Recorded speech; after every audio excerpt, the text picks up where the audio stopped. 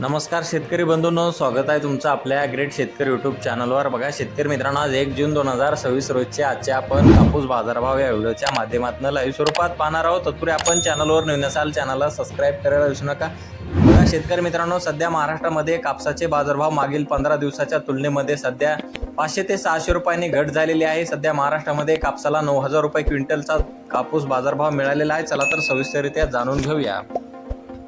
बघा शेतकरी मित्रांनो, कृषी उत्पन्न बाजार समिती अमरावती येथे आजचे कापूस बाजारभाव सुपर क्वालिटी कापूस 9050 रुपये क्विंटलचा दर मिळालेला आहे आणि सर्वसाधारण दर 8825 रुपये क्विंटलचा दर मिळालेला आहे।